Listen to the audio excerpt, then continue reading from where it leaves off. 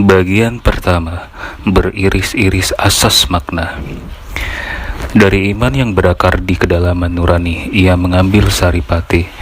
Berkah adalah dunia dalam dunia, bayang-bayang Firdaus yang keindahannya tak tertembus oleh mata telanjang kita. Berkah adalah hidup dalam hidup, cicipan-cicipan surga yang kenikmatannya tak terjelaskan oleh kata-kata. Yang dapat kita tangkap darinya hanyalah beriris-iris asas makna.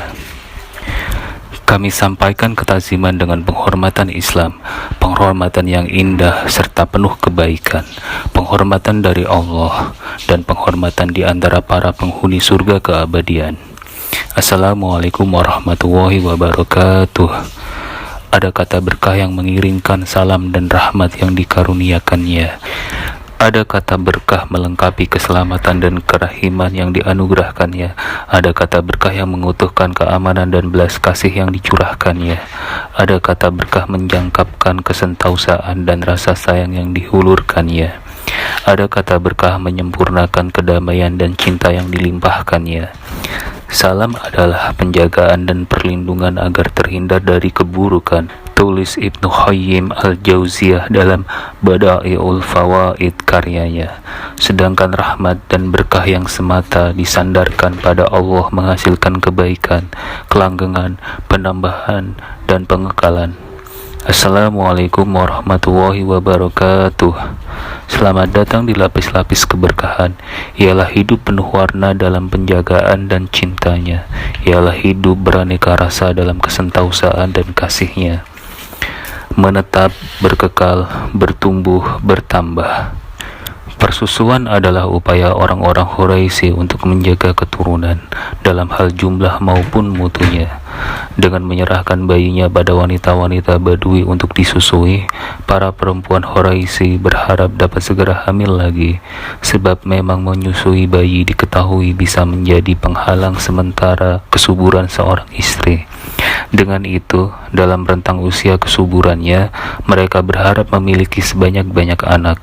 Selain berlimpahnya harta, berbilangnya keturunan adalah salah satu kebanggaan di tengah masyarakat Makkah. Juga dengan mengirim anak-anak mereka untuk hidup di tengah suku Badui yang berbicara bahasa Arab murni, mereka berharap bocah-bocah itu kelak memiliki kefasihan ucapan, ketinggian sastra, dan kedalaman makna jika berbicara. Adapun di Makkah, kota pertemuan aneka bangsa, bahasa, dan logat telah sedemikian rupa campur aduknya. Alasan lain para pewaris Ismail ini mengungsikan bayi-bayinya ke pedalaman adalah demi kesehatan. Udara yang bersih, mata air jernih, dan lingkungan yang sehat tersedia di tempat tinggal suku-suku Arab pengembara. Makkah, terutama di bulan-bulan suci, disesaki para peziarah yang membawa aneka kuman penyakit. Belum lagi ketika mereka menyembelih hewan-hewan persembahan bagi para berhala.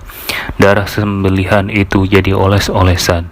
Bangkainya dibiarkan membusuk di depan patung-patung, dan daging-daging sesajiannya diletakkan di berbagai sudut kota. Di zaman itu, Makkah adalah kota yang berjebah bagi wabah. Maka begitu pula lah ketika bayi yatim itu, Muhammad SAW lahir.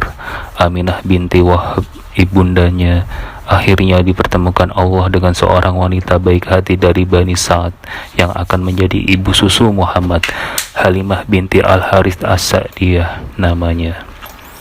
Dalam riwayat Ibnu Ishaq dan Abu Ya'la, Abdullah ibnu Ja'far ibnu Abi Thalib radhiyallahu anhuma mengisahkan cerita Halimah untuk kita.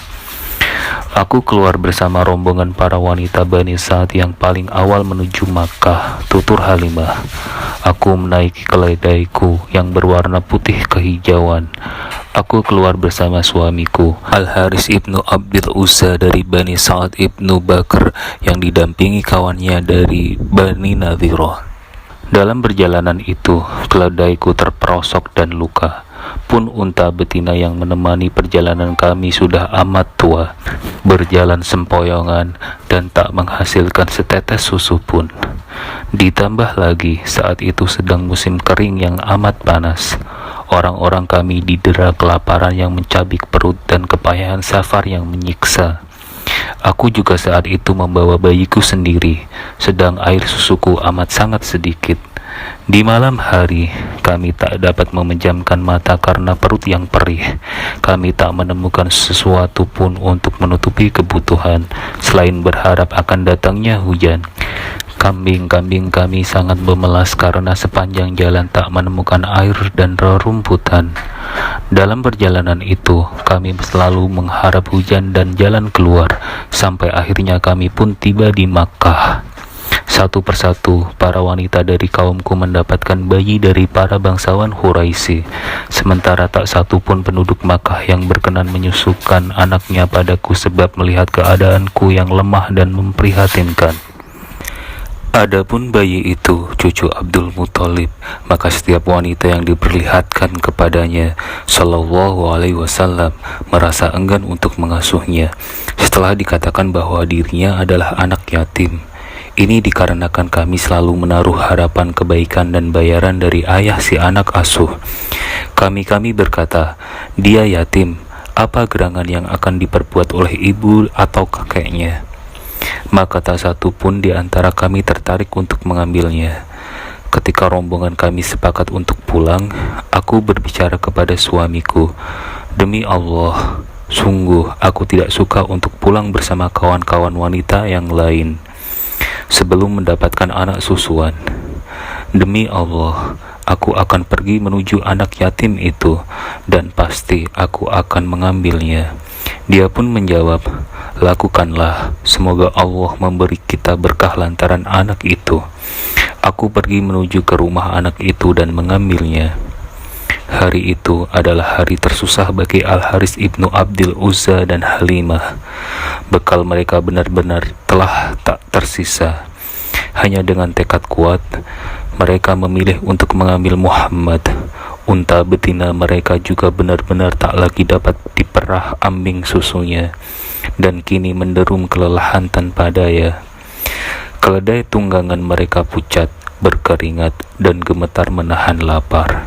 Ketika Halimah mengambil bayi yang dihulurkan oleh Aminah binti Wahab lalu menggendongnya, tiba dia merasa ada yang berubah pada dirinya. Semula dia berjalan dengan menggeletar sempoyongan karena lelah dan lapar yang menderanya. Tapi begitu bayi itu terpeluk kedua tangannya dan dia dekap ke dadanya, dia merasa segar dan bertenaga.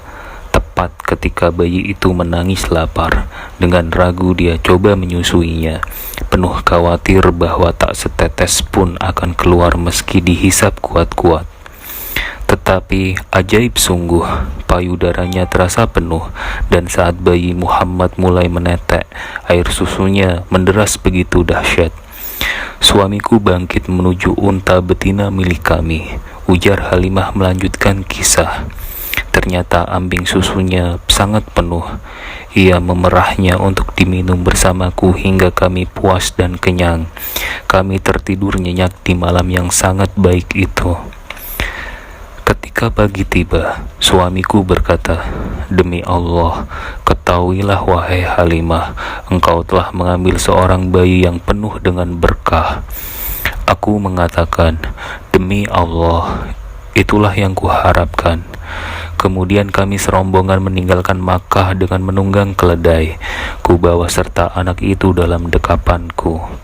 Demi Allah, jarak itu kami tempuh dengan tunggangan kami jauh lebih cepat daripada keledai-keledai orang lain.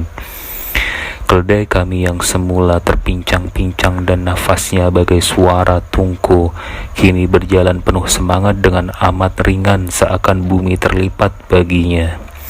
Sampai-sampai kawan-kawanku berkata kepadaku, wahai putri Al-Harits, sial engkau ini, tunggulah kami.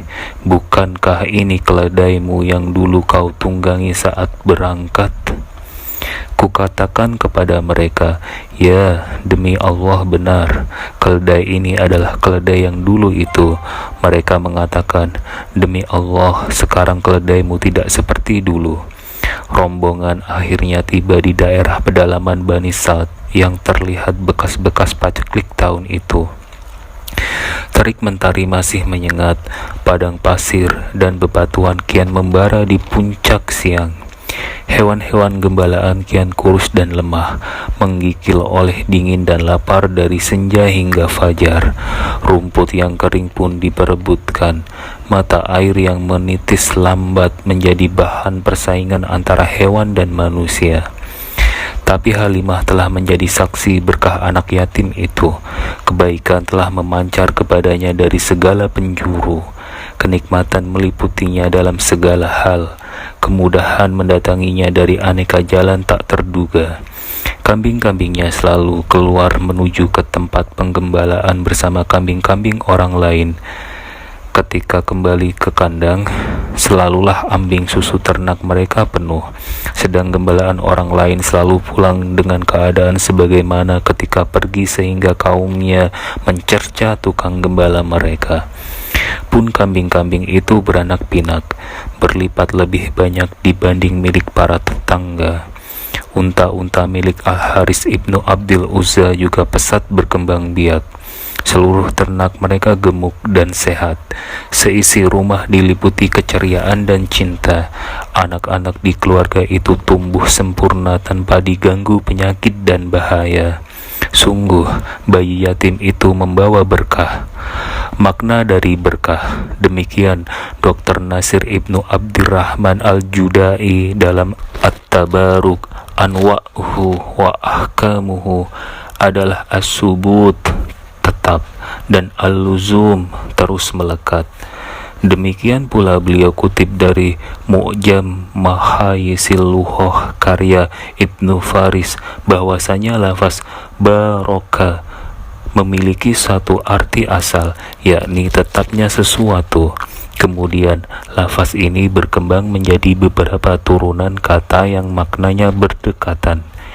Imam dalam bidang nahwu Al-Khalil Ibnu Ahmad menyatakan, lafaz al-barku digunakan untuk menggambarkan sekawanan unta yang menderum setelah minum di dekat wahah, yaitu telaga di tengah padang pasir.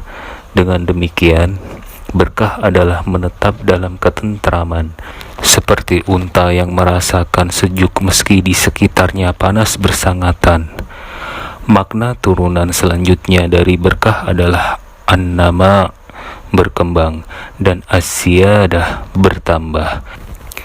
Imam Ibnu Duraid dalam Jamharatul Luhoh menyatakan bahwa jika dikatakan la barakallahu fihi, artinya semoga Allah tidak mengembangkannya, maka berkah itu bagaikan pokok yang menghujamkan akar, lalu ia tumbuh, batangnya bertambah, dan cabangnya berlipat.